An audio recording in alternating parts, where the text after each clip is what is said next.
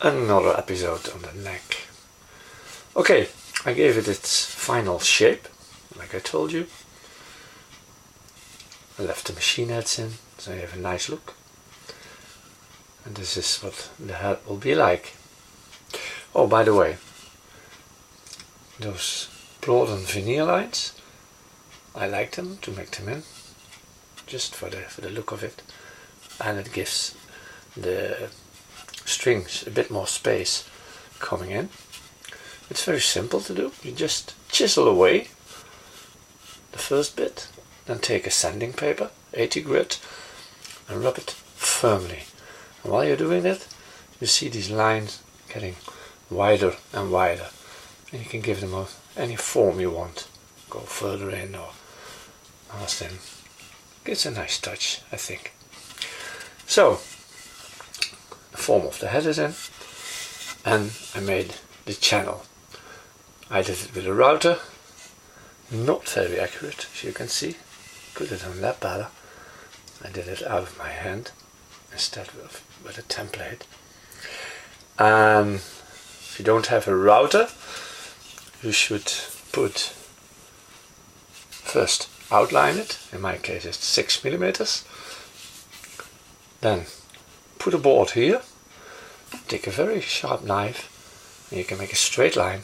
Do it on this side, chisel it out, do it again, deeper, until you get the depth you want.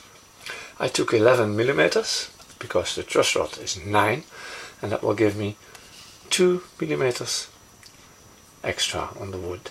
So the truss rod will go in, and there's still 2 millimeters of wood left. And I need that because over here we want the top to go in. I already outlined the area I have to chisel out. You see this line? That's how the top is going to be. Very easy to outline it, I'll show you.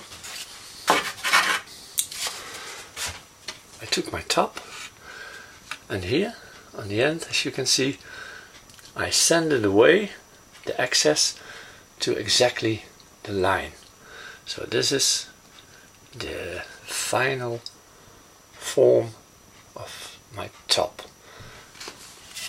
I simply put it on here, and I go to my 12th thread, up, take a pencil and outline that area, and then later on I'll chisel out 2 millimeters, 2.1 to be exactly, because that's what my top is on that point. You see here, the heel is glued on, still rough, just the blocks. And I'll show you what it looks like with the truss rod in it. Now, the truss rod has a flat side and a rounded side. The rounded side goes down, so flat is at the top.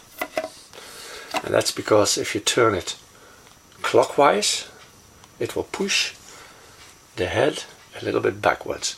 Because if there's going to be a change in our neck, then it will be because of the tension of the strings, it will be taken up this way. Put in a truss rod like that and give it a quarter of a turn clockwise.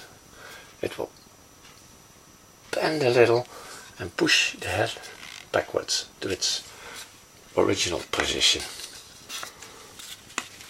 I can firmly put the truss rod in. And now I've got this 2 millimeters here, and after I glued it in, the truss rod it is, I will also glue this in place and make it nice and flat again. Okay, that's for the channel and the truss rod. I take it off again. Now a little advice, if you can, of course you can, make a little block like this, and this fits in the channel nice and tight, and that I use when I clamp it in. I always put a block like this in between, so if by accident you clamp too hard, you could damage because of the channel that's in now. it's much weaker. So make yourself a little block like this that will clamp in over here or there or wherever you clamp it, and that will prevent you from damaging your neck. Now, as you can see, I made the outlinings where the fretboard will be. In my case, it will be 42 at the nut, sorry, 48 at the neck, while 44 is mostly the standard. I prefer 48, plays nicer for me. But you can, of course, make it any number you want, smaller, wider, whatever you like to play. Best thing to do is take a guitar you really like to play and take those measurements. And that's for your string spacing, that's for how wide you want it at the nut. But anyway, mine goes from 48 at the nut to 60 at the 12th fret, and I outlined it. I also outlined it on the back, because I'm going to take off a lot of the excess now. And I took the linings on this side. I have my center line, so I can take all the measurements. You see how important those center lines are. You need them every time. This is where the fretboard is going to be, and I'm going to throw on the second line. I leave quite a bit left over, you could say, about 4 millimeters, because in the end we will make the fretboard to its exact measurements. We'll glue it on. Now we have this excess, and that we slowly take away towards the fretboard. And I don't want to damage anything in between this line, then we have a big problem.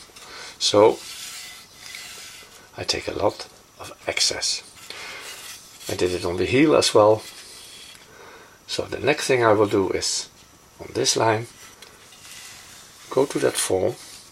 I will make an incision here, and then go to the line, so this will fall off, and then after that I'll take out, not all, but the biggest part of this corner. And when that's done, we can clamp it in, form this corner, and form the heel, and give it its final shape. So, I'll see you after I saw the excess off. Now I will clamp it in and put the camera alongside to show you how you can form a heel like this. See you next time.